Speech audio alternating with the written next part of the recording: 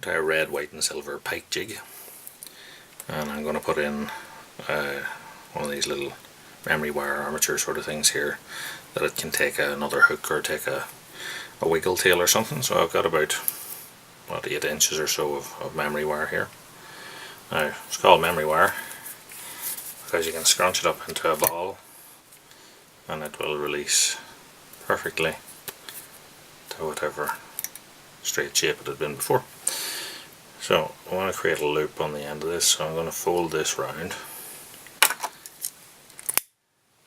heat it up. As you can see, it wants to change its shape, then it will set itself into a tighter bend, and when it cools down it will hold its shape, and then if you bend that it will want to go back to that shape. So I'm going to slide a bead down onto that, and two reasons for that. One is to create a little bit of a tighter loop, and the other is as a bit of an attractor. So you can put crimp or something over that, or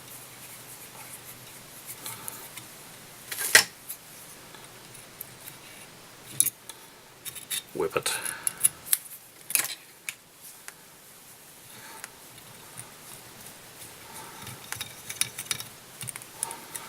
I'm whipping it here with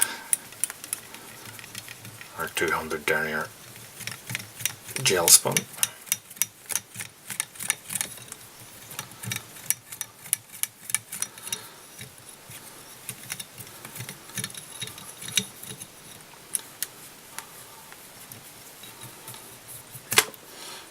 There's another way of doing that, where you can, if your spool is under enough tension,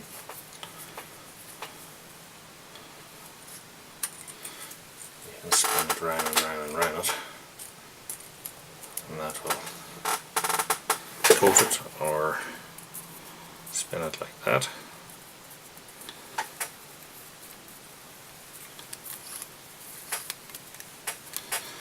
I'm going to whip finish that.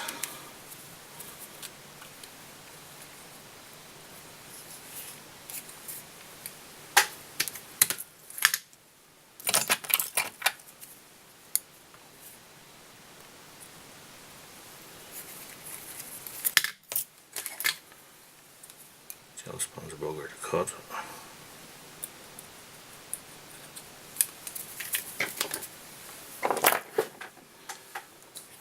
Then we'll coat that with super glue to set it.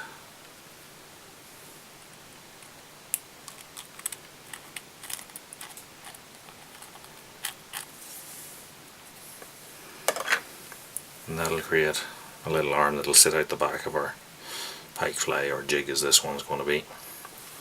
And then with this loop you can then put in a split ring or whatever, or put in a sort of little attach, sort of little clip or something like that with a wiggle tail or whatever you want on the back end of it. So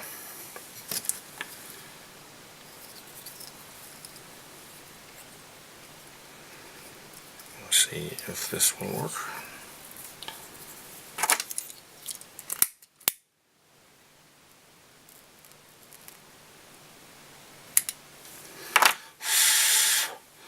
Take a little bit of shrink tubing.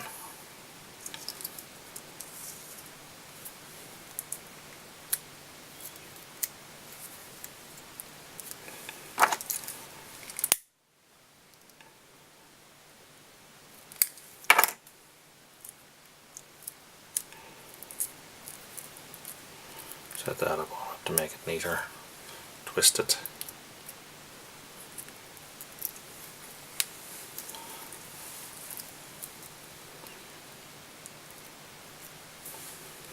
And then trim that off.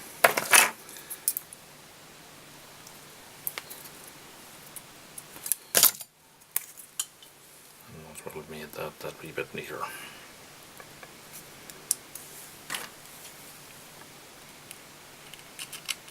Set the glue on the inside of it and slide the shrink tubing up onto that. And that should hold that in place. So, now to tie it lay. So I'm putting in here a jig head, and this is about a 4/0 hook. What I want to do is get my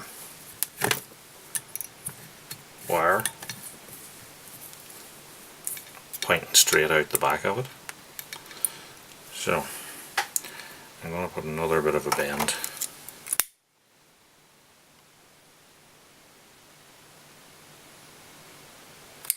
into my memory wire here, just a little bit.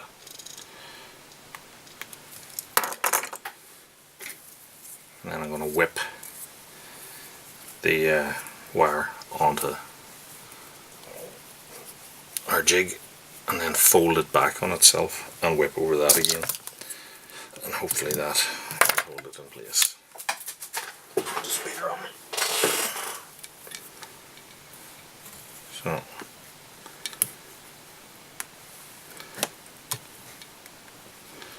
So you need good strong gel spun to do this.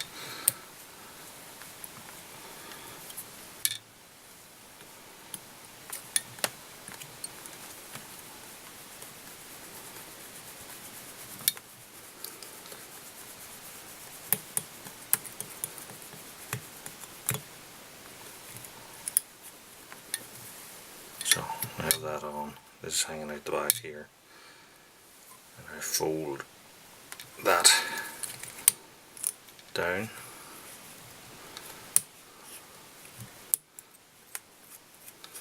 and whip over it a lot.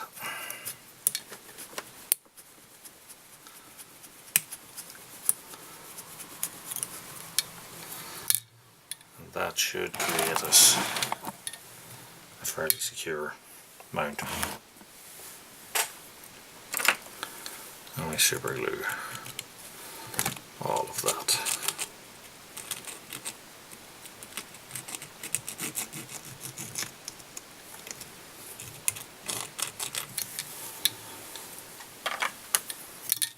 Okay. So now we tie our flag. So it's a fairly simple affair, this one, mostly tinsel and a couple of bunches of Icelandic sheep hair. So I'm going to take this silver tinsel, fold my bunch in two and cut it off, and then misalign the bunches by pulling them past each other to create this sort of taper.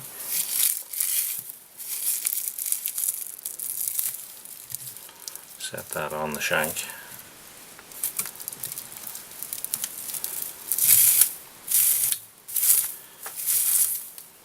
Wrap over it and then fold it back into place.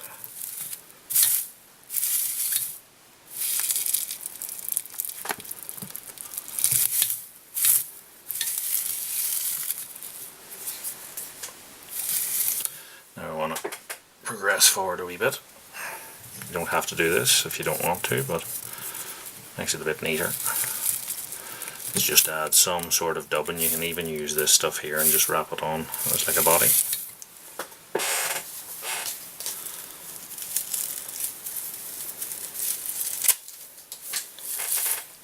Take another bunch of our tinsel.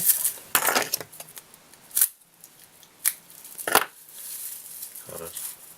A little bit misaligned, not so much this time because we're looking more of a taper. Tie it on a little bit more than halfway, not much.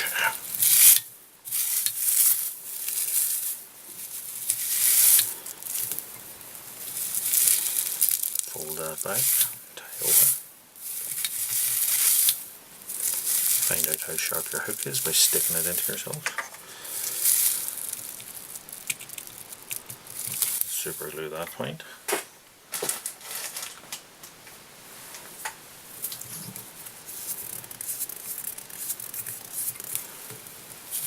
Another little bit of dubbing.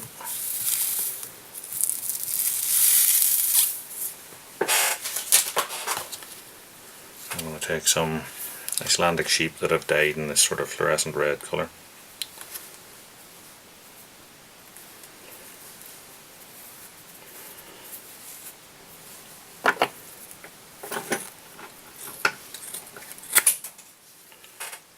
a bunch of that. I'm going to take out this under fur stuff here, because I don't need it. And then take my bunch, set it on, and allow it to spin around the shank of the hook. Don't worry about this, this will just act like a little cone to support the thread and support the head as well. It's really hollow tying, it'll make that splay out. I super glued a bit of our thread there.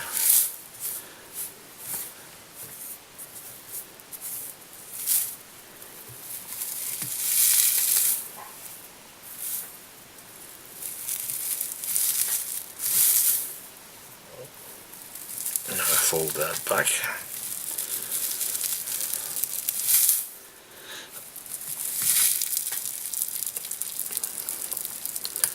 Just tie a little bit of a dam in front of it just to lay that backwards.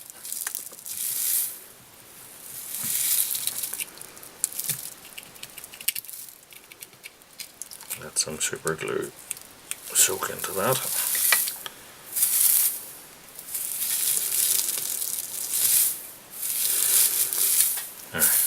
The more you leave it like that, the more splay it will have. If you want it to be more streamlined, what you can do is put a couple of wraps over that and then set it aside for a few minutes until your super glue dries.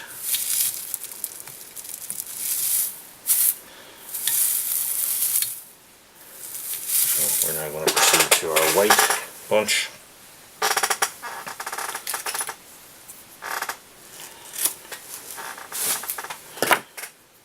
Again, if you want, you can put a bit of dubbing in there, but it's not necessary. So we have a white bunch. Again, we're pulling out a lot of our sort of underfur. As I said, if you want to make a dubbing, you can even use this stuff we pulled out of it. That'll create a bit of a blob there.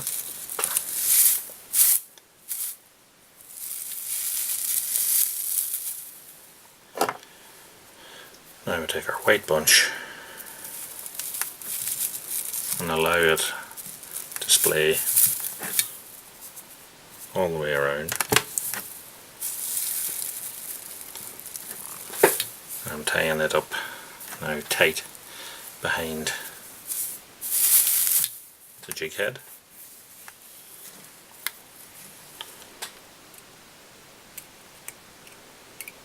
I'm going to run glue on my thread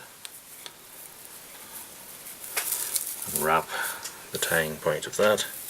Then we'll fold all this back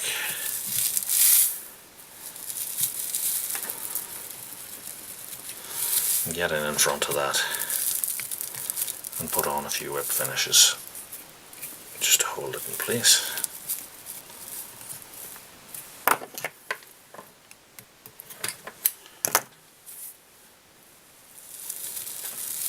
Now we take our super glue and just let it run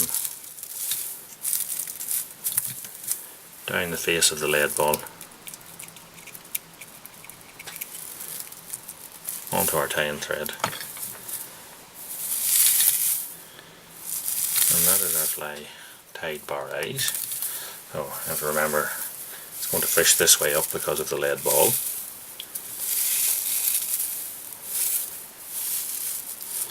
And this is what we're going to end up with.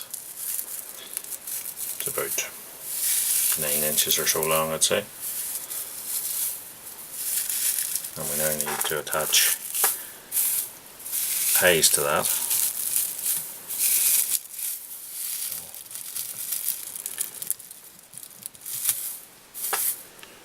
I said ideally we'll let that dry before adding eyes to it. Right, so waited a while for our super glue to dry, so we're now going to attach our 3D eyes, and as per usual I'm going to do that with my EvoStick Serious Glue.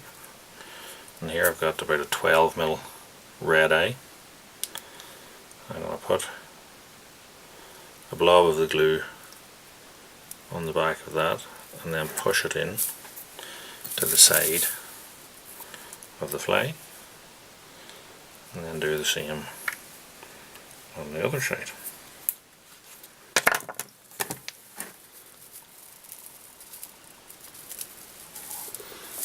I like it just to create a bleb, and I like to just fold that slightly over the rim of the eye. I said you can put smaller blobs of glue on and it'll look a hell of a lot neater, but these eyes are epoxy printed onto a metal foil, and sometimes they do come apart. So that is our fly tied. That will fish like that.